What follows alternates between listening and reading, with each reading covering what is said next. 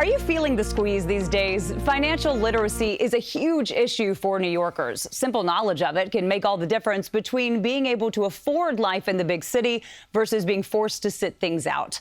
Joining us now to discuss it is Neil McDonald, CEO of Moo Financial. Neil, thank you again for your time. So why is financial literacy so important for people who are just starting out?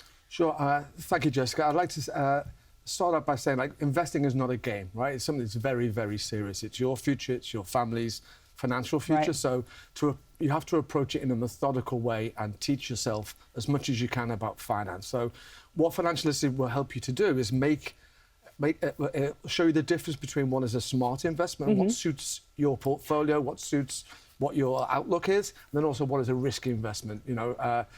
We hear people say, I got a tip from my cab driver. I got a tip from my doorman, right? That's not smart, right? Okay. That's not building long-term financial success. So really teaching yourself is super important. Well, what are the first steps for someone thinking, okay, I want to make my first investment? Where should they begin? Okay, start small. I think the biggest mistake people make is emotional investing. I make mistakes. I've done this for 35 years. Yeah. I make mistakes every day still. So forgive yourself. You will make mistakes, but you have to try. Your portfolio will be down 10% one day, right? And people panic. So everything's up. Your friend next door's bought this meme stock. It's up 50%. And you have FOMO. I have teenage kids. FOMO is, I know all about that in the household. So it's not sticking to data, right? Sticking to data, sticking to a plan. Okay. So at Moo we have tools to take the emotion out of trading. So we have an AI tool that is just for finance. So if the market's down 10%, you can ask it why. You can look at stock, is this a great investment? Who's buying? Who's selling? And then if you don't want to speak to a bot, we have a community of 27 million people. You can ask questions to who's buying this stock? What do you think? And you'll get responses live from That's genius. People in Tokyo, people in Toronto, people in Melbourne, people in Hong Kong. So it takes the emotion out and helps people just stick to the facts. Correct. Yes. Right? Okay, that's great. So you spoke to one of the most common mistakes people can make, which is investing emotionally. How can people avoid that in other ways? Using the app, I'm sure, is one big way, but it's just like with anything. How do you take the emotion out of life? That's tough. So it's using the tools and sticking to data. Okay. But it's also it's about education. So on the app, we have lots of tutorials and videos, and you can learn that way. I don't know about you, I'm not a digital learner. I like to learn by doing. Me too. So we have paper trading, which is we give you $1 million of paper money, and then you can transact, you can hone your trading skills, you can build a portfolio. So before spending any of your own money, you can actually practice trading, practice building a portfolio, and then that will give you the confidence to make better decisions when you actually do come to trade yourself. That's a really smart idea. Yeah. Sometimes it doesn't really stick if you're just seeing it on a screen. Absolutely. Right? Yeah. I love that you do that.